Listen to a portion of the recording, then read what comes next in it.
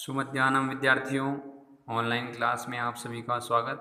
आज 30 अक्टूबर 2020, कक्षा अष्टमी, विषय संस्कृतम, अध्ययन बिंदु 10वां पाठ है नीति नवनीतम। नीति नवनीत, नीति युक्त वाक्य। इस पाठ के माध्यम से अपन सबसे पहले पाठ परिचय पढ़ेंगे। तो पाठ परिचय इस प्रकार से है।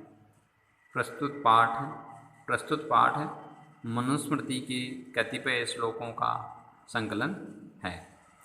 ये जो पाठ है वो मनुस्मृति नामक ग्रंथ से कुछ श्लोक जो है संकलित, उस ग्रंथ से कुछ श्लोक संकलित किए गए।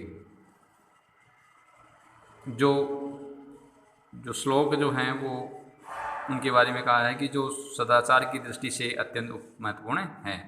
ये जो श्लोक हैं वो सदाचार की दृष्टि से अत्यंत महत्वपूर्ण है। यहाँ इन श्लोकों में माता पिता तथा गुरुजनों को आदर और सेवा से प्रसन्न करने वाले अभिवादनशील मनुष्य को मिलने वाले लाभ की चर्चा की गई है। इन श्लोकों में माता पिता तथा गुरुजनों को आदर और सेवा से प्रसन्न करने वाले अभिवादनशील मनुष्य को किस लाभ की प्राप्ति होती है, उससे मिलने वाले लाभ की चर्चा यहाँ पे की गई है। इसके अतिरिक्त सुख दुख में समान रहना, इसके अतिरिक्त सुख दुख में समान रहना, अंतरात्मा को आनंदित करने वाले कार्य करना तथा इसके विपरीत कार्यों को त्यागना, सम्यक विचारोपरांत तथा सत्य मार्ग का अनुसरण करते हुए कार्य करना आदि शिष्टाचारों का उल्लेख भी किया गया है। इस श्लोक में जो है वो इन श्लोकों में जो है अंतरात्मा को कैसे आनंदित किया जा सकता है और अंतरात्मा को दुखी होने से बचाने के लिए जो विपरीत जो कार्य उनको त्यागने की प्रेरणा, अच्छे विचार, सत्य मार्ग पर का चलना और शिष्टाचारों का जो है यहाँ पे उल्लेख किया गया है। पहला श्लोक है, श्लोकों के माध्यम से ये पाठ है। तो पहला श्लोक है अभिवादनशीलस्य नित्यं वर्धोपसेविनः। अभिवादनशीलस्य नित्यं वर्धोपसेविनः चत्वारि तस्य वर्धन्ते आयुर्विद्या यशो बलम्। अभिवादनशीलस्य नित्यं वृद्धः, अभिवादनशीलस्य नित्यं वृद्धः उपसेविनः, नित्यं वृद्धः उपसेविनः चत्वारि तस्य वर्धन्ते आयुः विद्या यशः बलम्। इससे ये अन्वय है। अन्वय का हिंदी अनुवाद इसमें कहा है कि जो नित्य अभिवादनशील से, जो नित्य प्रणाम करता है,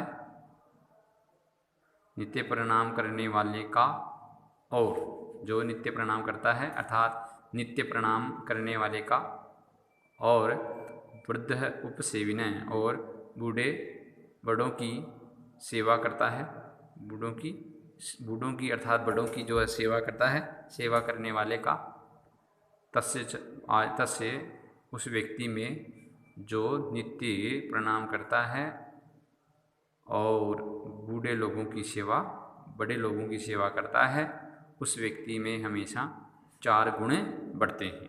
ऐसे व्यक्ति में हमेशा 4 गुण बढ़ते हैं।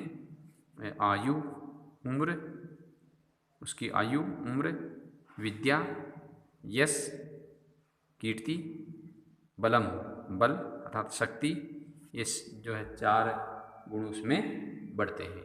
किसमें? जो हमेशा जो है प्रणाम करता है, प्रणाम करने वाले के स्वभाव वाले के, प्रणाम करने वाले के स्वभाव वाले के, और बूढ़े लोगों की सेवा करने वाले के, उस व्यक्ति में ये 4 गुण बढ़ते हैं, आयु, विद्या, यश और बल, शक्ति। ठीक है। अब देखिए, ये है पहला श्लोक। अब दूसरा श्लोक, यम माता पितरो क्लेशम सहेति यम माता पितरो क्लेशम सहीति संभवे नृणाम, यम माता पितरो क्लेशम सहीति सहीति संभवे नृणाम न तस्य निष्कृति शक्या कर्तुं वर्षशतैरपि। यम माता पितरो क्लेशम सहीति संभवे नृणाम न तस्य निष्कृति शक्या कर्तुं वर्षशतैरपि। देखो इसमें कहा है कि यम माता पितरः, माता च पिता च, माता पितरों का समास वगैरह होगा माता च पिता च, यम माता च पिता च नृणाम संभवे क्लेशम सहीति वर्षशतैरपि तस्य निष्कृति कर्तुं न शक्या। तो इसमें कहा है कि जो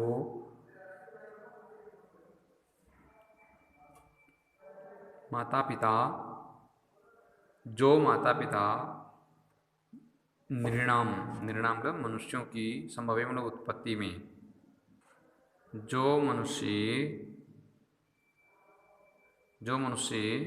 या जो माता पिता मनुष्यों की उत्पत्ति में जिस कष्ट को, क्लेशम कष्ट को सहन करते हैं, जो माता पिता मनुष्यों की उत्पत्ति में जिस कष्ट को सहन करते हैं, वर्षशतैरपि तस्य निष्कृति कर्तुं न शक्या, 100 वर्षों में भी उसका निस्तारण नहीं किया जा सकता है।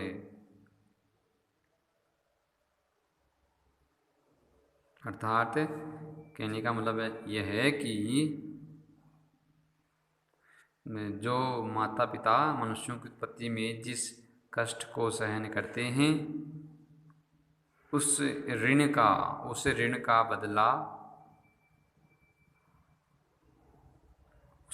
बदला उसकी जो संतान है वो उस ऋण का बदला 100 वर्षों में भी नहीं चुका सकते हैं।